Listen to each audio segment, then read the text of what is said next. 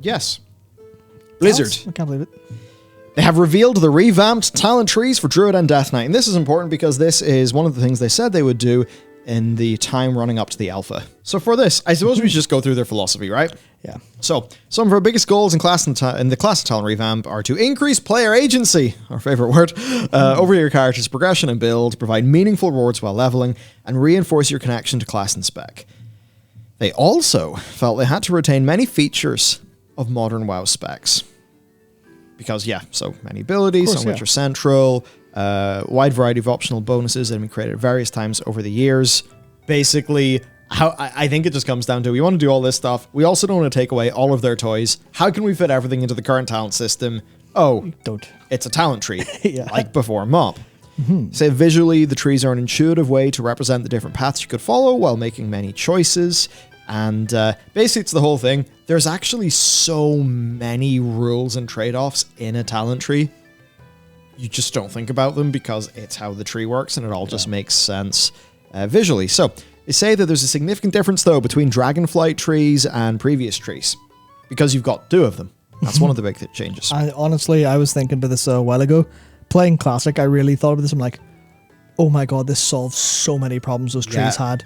Like, I think I was talking about this a couple weeks ago, just the fact that I can't get Fuhrer to get some energy when I shift, because I'm not level 40, so I don't have the Wolf's Head helmet. I'm just going, man, this is so shit. But it delays me getting Mangle, so I have to go full Mangle first. And the respec cost too high, and like this literally solves those problems. You're like, oh my god. Actually, genuinely super smart. Yeah. Super smart. I love it. It's great.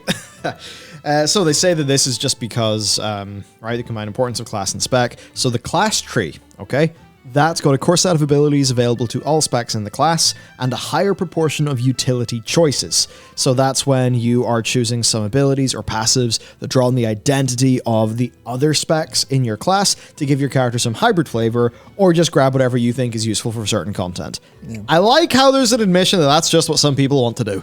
Of course. So good.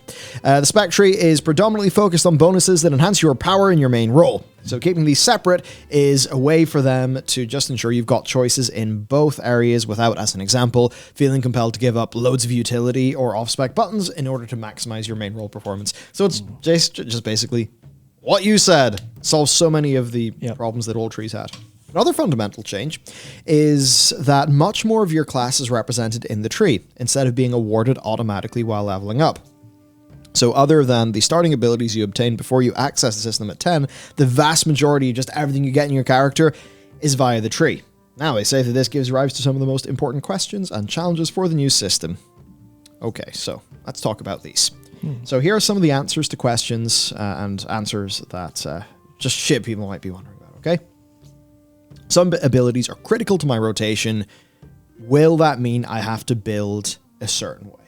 Because people are worried about it's just always going to be a cookie cutter. That's how it was back in the day. Yeah.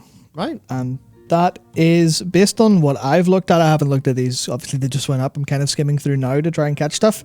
There's definitely stuff deep in the class tree that you need, right? So it's not complete freedom in class tree. There's definitely there's Primal Fury is pretty low down there, which means you do have to go to like one side of the tree at least if you're feral, otherwise your damage will be kind of gimped. But generally speaking, it seems like it's like there's a degree of freedom within. Yeah. There's always going to be cookie cutter components, I guess. I think their hope is that there's a little bit more wiggle room for expression within that than there was in the past. So basically they say here, no, the most basic building blocks of your rotation will either be learned from 1 to 10, awarded automatically in the class tree, or placed at the top of your spec trees as the first point spent in that tree.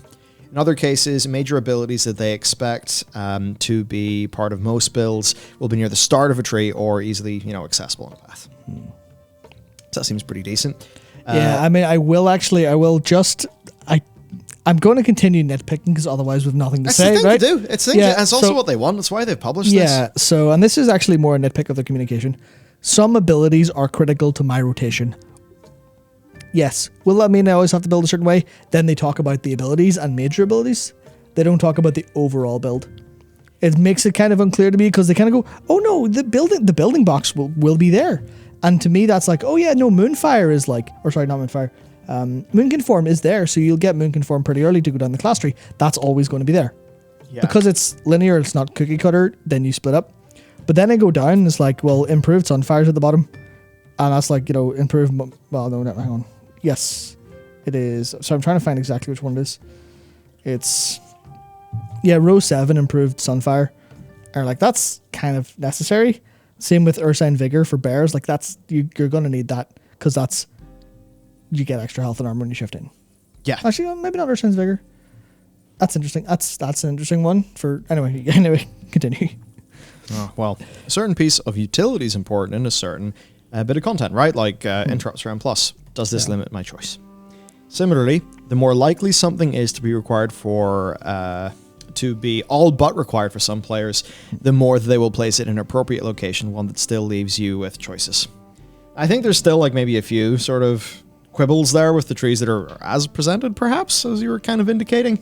Yeah. But they did say that they want to post these for the explicit purpose of, people like just cracking in there and like giving them the nitpicky feedback.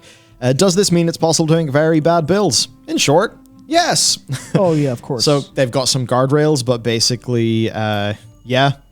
But a key philosophy of this rework is to keep the player in the driver's seat of the character's growth within their class. I think that's super important, and it's a change in philosophy, I think, where the best counterexample of this, PvP gearing in BFA, where they just decided that if you got conquest points, you would always buy gear in an optimal order.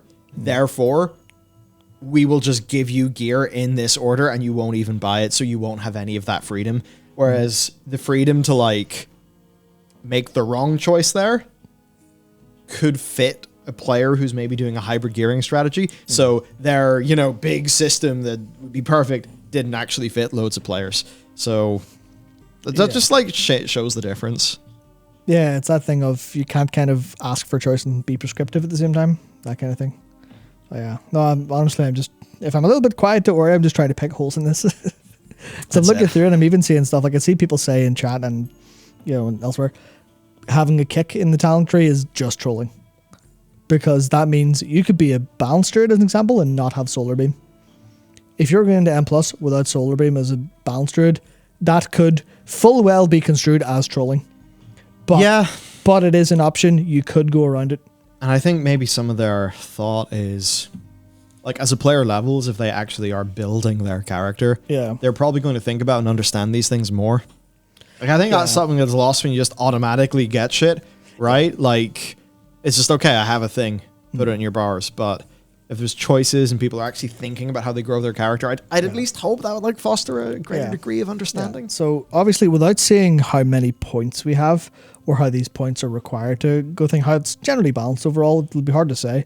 But an example here I'm looking at is, because solar beam's in the middle, right? It's on row 5. Yeah. You can go either through the middle to solar beam and then down to Power of Goldrinn, which is just damage based on Star Surge. You can also go left to, that's improved Star Surge. So that's just active eclipse, more damage to Star Surge. Or over to the right, which is Shooting Stars, the current row 7 talent, which is extra damage based on Moonfire and Sunfire dots. So you've got this situation where, at least at that level, or if there's something going on there where you can't go into all of these, then you do have to choose between DPS or a kick. And that is like that's almost never going to be a good feeling for people in a way, but then you get so much of the philosophy of player choice in this cookie cutter land of World of Warcraft so well. Yeah. So they say, okay, yeah. So like, will there be obvious choices? They're like, yeah, there will. 61 points is drastically more than the 7 that you've got in. That's quite funny. The 7 in Shadowlands. And it would probably be a mistake if all 61 were always heavily in play. This is part of how we maintain the balance alluded to above, where it's not overwhelming to make analyze builds.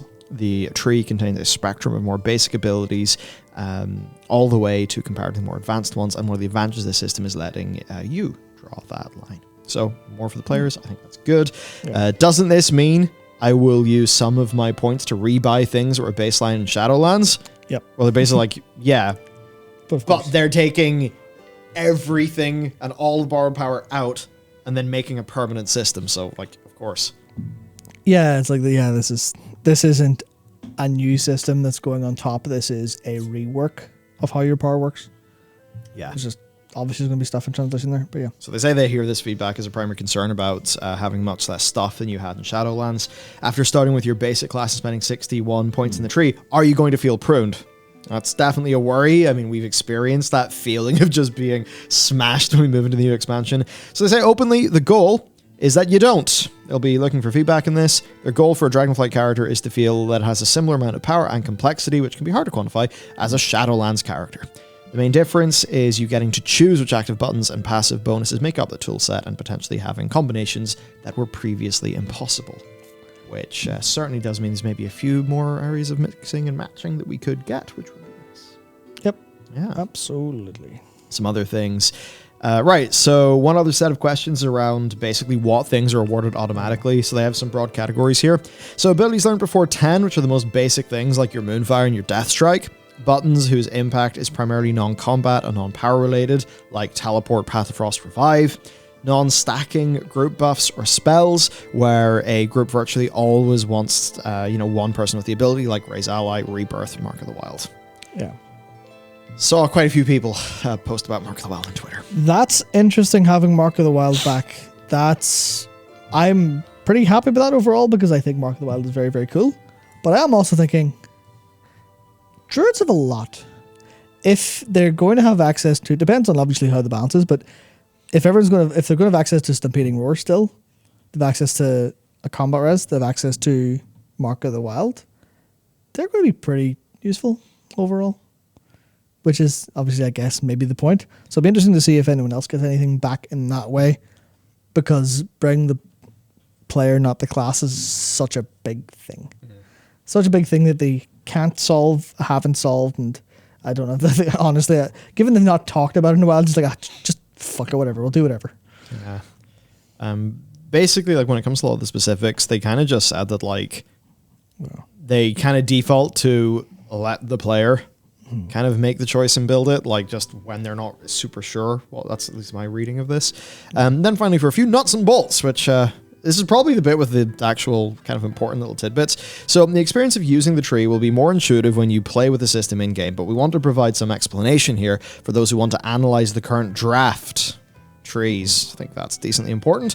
In detail, bear in mind, subject to change. Okay, so your first class tree point is awarded at level 10 and your first spec tree point at 11. And then it just alternates between the two of them from there. So at level 70, you'll have 31 class points and 30 spec points. Then certain basic abilities in the class tree are given to you automatically as you level up, and those actually don't cost any points. They're just kind of present in the tree UI, which is good because it means the cohesive experience and people won't, I don't know, like a new player, I guess, won't like just miss something, being in their spellbook. Most talents have prerequisites, which will be indicated by arrows in the final UI. If a talent has any arrows leading to it, then you've got to fully purchase at least one of those previous talents to access it. Arrows always point downward or diagonally downward in current drafts. And every tree has rows that you cannot advance past until you've spent a certain number of talent points. Unlike in the pre-mop ones, this is not the case for every row. In the prototype of these Druid and DK ones, you cannot buy talents in the 5th row and beyond until you've spent 8 points in the tree. You can't buy talents in the 8th row and beyond until you've spent 20 in the tree.